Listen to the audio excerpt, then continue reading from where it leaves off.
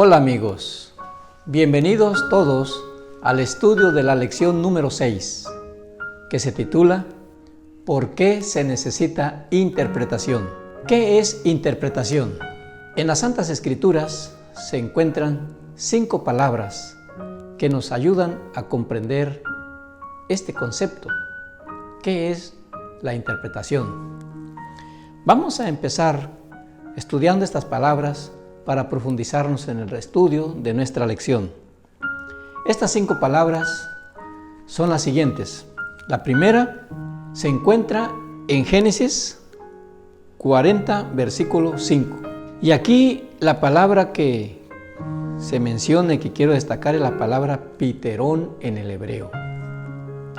Este versículo nos habla del copero y del panadero, oficiales del rey de Egipto, los cuales fueron colocados en la cárcel.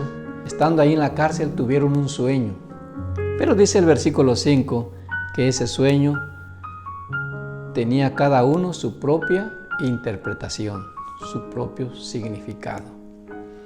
Piterón entonces en el hebreo es la palabra que se usa aquí y tiene la idea de sentido, de significado y de interpretación misma.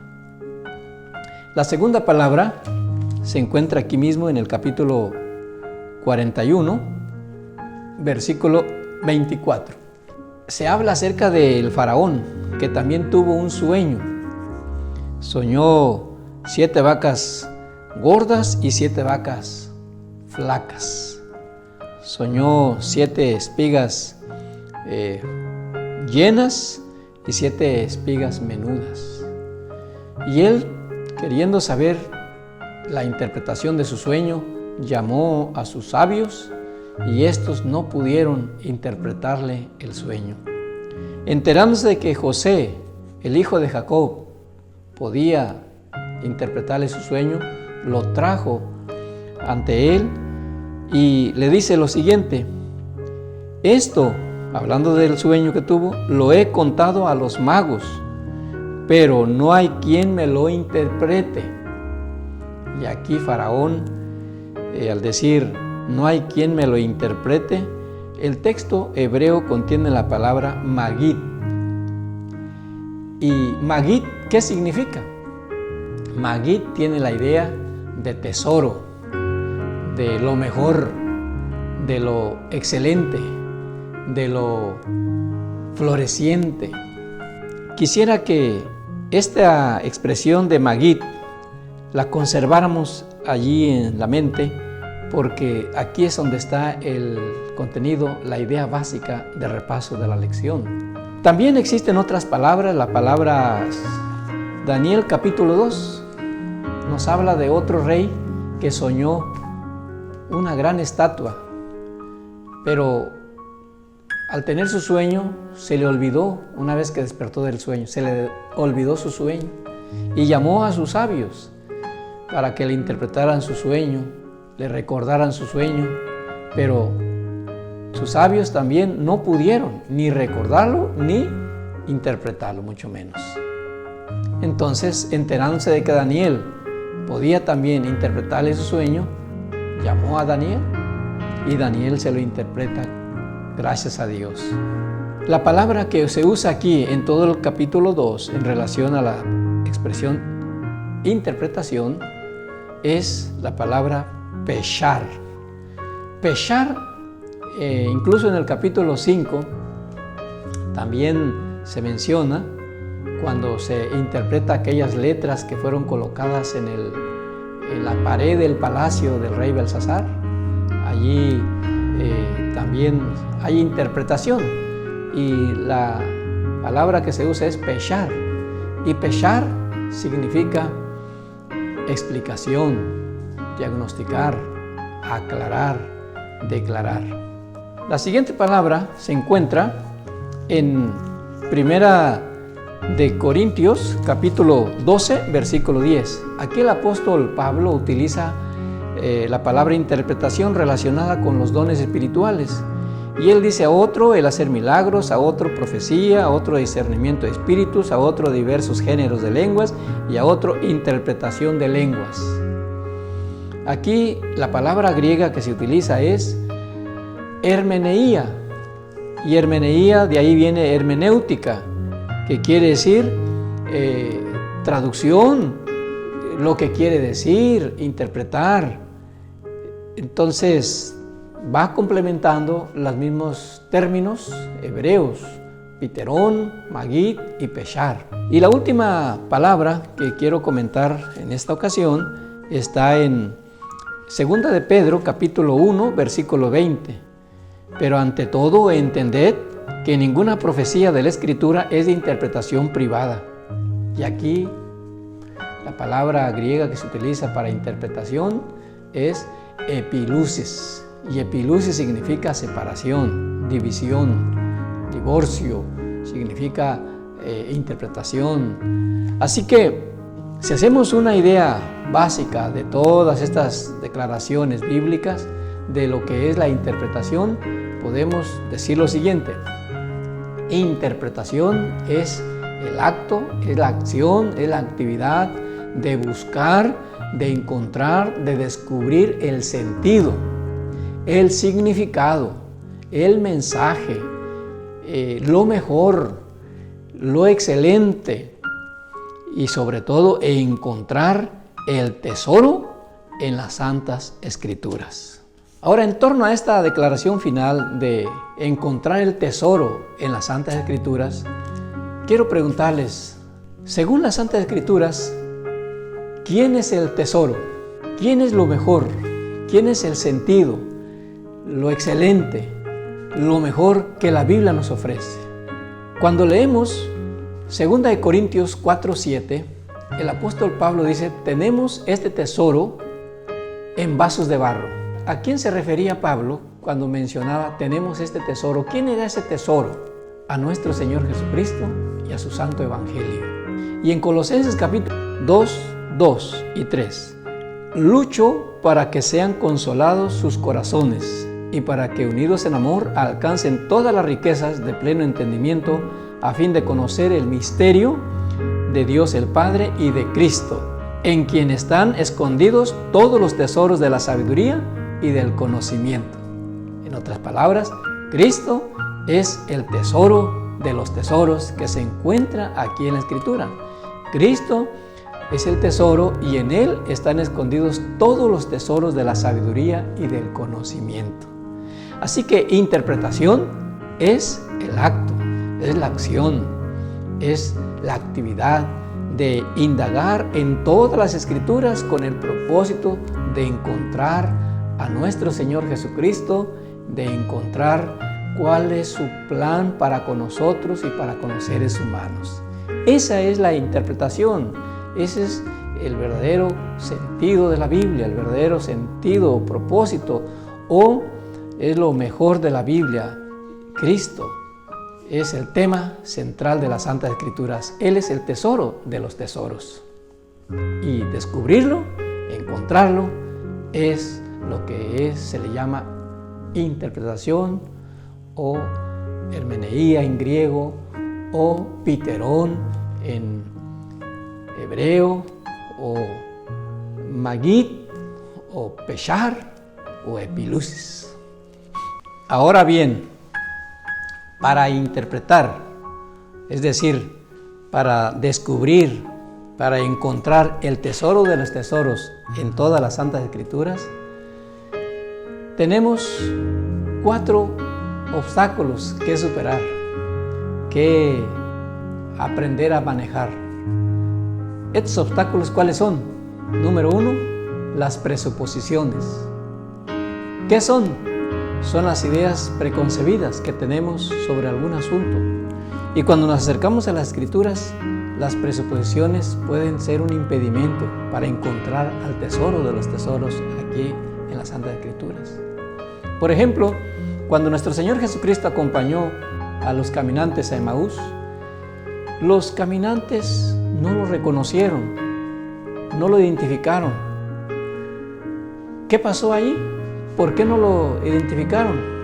resulta que en el versículo 21 dice, aquí de Lucas 24, que ellos tenían otros conceptos. Dice, nosotros esperábamos que Él fuera el que había de redimir a Israel. Ellos no comprendieron el ministerio de Cristo cuando vino por primera vez. Ellos entendían que Jesús iba a redimir. Ellos pensaban que cuando el Mesías llegara, que el Mesías iba a liberarlos del poder romano. Y cuando Jesús muere, pues ellos se desilusionan. Por lo tanto, sus ideas preconcebidas no les ayudaba a entender quién era Cristo y cuáles eran sus planes para con ellos, para con los seres humanos. El segundo obstáculo que se puede convertir en un impedimento para no encontrar el tesoro de los tesoros aquí en las Santas Escrituras son los idiomas en los cuales se escribió la Biblia, el hebreo, el arameo, el griego.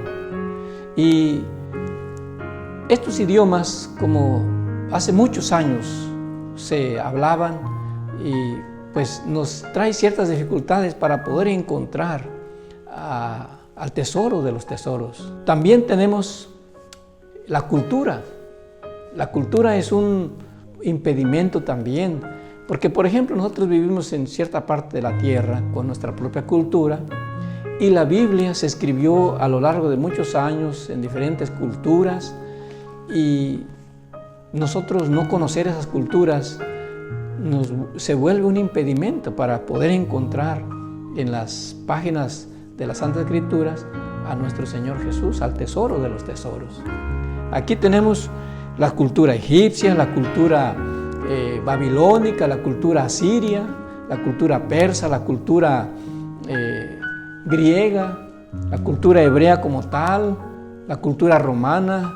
Y aquí hay muchos textos, muchas historias, muchos pasajes en los cuales se mencionan dichas culturas. Y nosotros al leerlos y aunado con la cultura nuestra, se puede volver un impedimento para poder conocer quién es Dios, cuál es su voluntad para con nosotros. Ahora bien, también tenemos el problema de la naturaleza caída de nuestra persona. El pecado al entrar a esta tierra no solamente hizo que el ser humano no tuviera mucho interés en Dios. ¿Se acuerdan cuando Adán y Eva pecaron? Dios iba tras ellos y ellos se escondían en los árboles del huerto.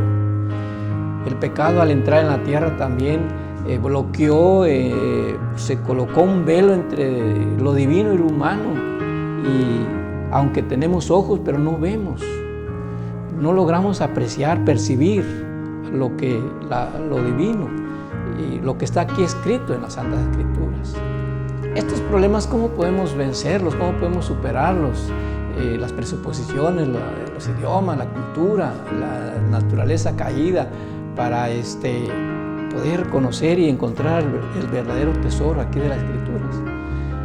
Hay dos puntos. El primero es tener presente que nuestro Señor Jesucristo es el interesado en que conozcamos de Él.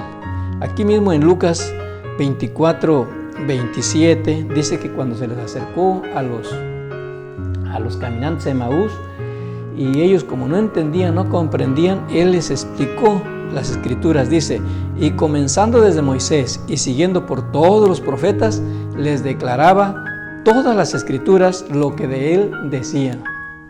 Es decir, Cristo está interesado en enseñarnos las Escrituras, en declararnos el significado de las Escrituras. En el versículo 32, estas personas que fueron enseñadas por Cristo, dice, no ardía nuestro corazón en nosotros mientras nos hablaba en el camino y cuando nos abría las Escrituras. Así que tenemos a alguien muy interesado en que conozcamos la Escritura, en que conozcamos el contenido de las Escrituras, y es el autor mismo de las Escrituras, es Cristo Jesús. También tenemos lo que dice Juan capítulo 16, versículo 13. Cuando venga el Espíritu de verdad, Él os guiará a toda la verdad. El Espíritu Santo, recordemos, según el apóstol Pedro allá en 2 de Pedro 1:21, inspiró a los hombres para que escribieran, para que transmitieran la voluntad de Dios a los seres humanos. Entonces, Él inspiró las Escrituras. y Él está interesado en guiarnos a toda la verdad. Así que tenemos a Cristo, tenemos al Espíritu Santo interesadísimos en que nosotros conozcamos la verdad, que nos introduzcamos en estas hermosas páginas para poder encontrar el tesoro de los tesoros. ¿Quién es la verdad? Dice Juan 14:6, yo soy el camino, la verdad y la vida. Eso lo dijo Jesús. Entonces el Espíritu nos va a guiar también hacia Jesús, porque esto es lo que es la verdadera interpretación. La interpretación tiene propósitos, tiene intenciones muy específicas de conducir, de hablar, de señalar y de exaltar a nuestro Señor Jesús.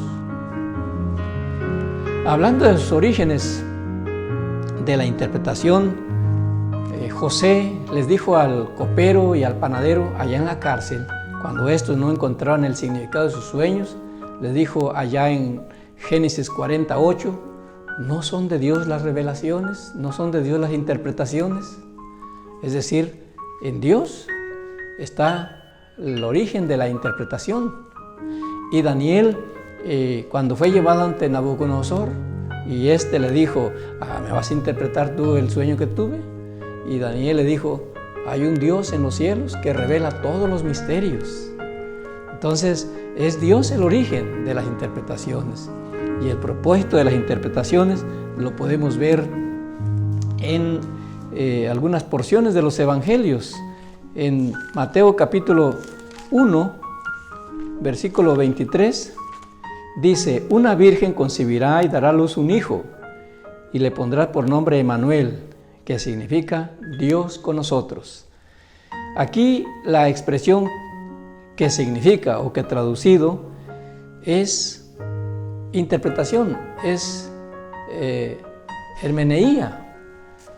Es decir, aquí hay interpretación y el autor, el escritor está conduciendo a las personas hacia Cristo. Dice que traducido es Dios con nosotros. En Juan capítulo 1, el evangelista cuando cita la historia de Andrés llevando a Simón Pedro, su hermano, ante Jesús, registra lo siguiente. Juan 1:41. Aquel encontró primero a su hermano Simón y le dijo, hemos encontrado al Mesías, que significa Cristo. Nuevamente aquí hace la aclaración, hemos encontrado al Mesías, que significa hermeneía, es decir, el traductor, el intérprete está haciendo énfasis en hacia quién hace referencia, hacia Jesús. Y así podemos seguir repasando algunos textos, por ejemplo aquí en capítulo 9 de Juan, versículo 6 y 7. Dicho esto, escupió en tierra, hizo lodo con la saliva y untó con el lodo los ojos del ciego. Y le dijo, ve a lavarte en el estanque de Siloé. ¿Qué significa? Hermeneía, es decir, ya que interpretado, que traducido, es enviado.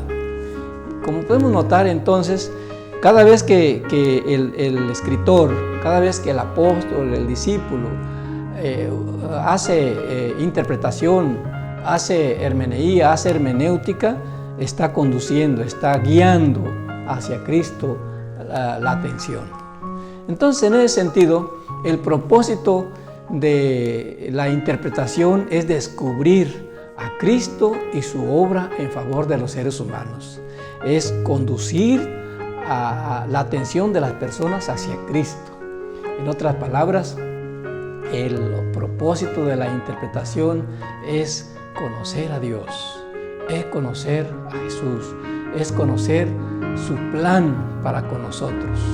Por eso, queridos amigos, finalizo esta exposición haciendo dos invitaciones. La primera está en 1 Corintios, capítulo 2, versículo 2. Pablo dice a la iglesia de Corinto, me propuse no saber entre vosotros cosa alguna, sino a Jesucristo y a este crucificado. Que como Pablo, al acercarnos a las Escrituras, nuestra meta principal sea saber de Jesucristo y de su obra en favor de nosotros. Jeremías capítulo 9, versículos 23 y 24. Así ha dicho Jehová: no se alabe el sabio en su sabiduría, ni en su valentía se alabe el valiente, ni el rico se alabe en sus riquezas, mas alabes en esto el que haya de alabarse, en entenderme y conocerme, que yo soy Jehová, que hago misericordia, juicio y justicia en la tierra, porque estas cosas me agradan, dice Jehová.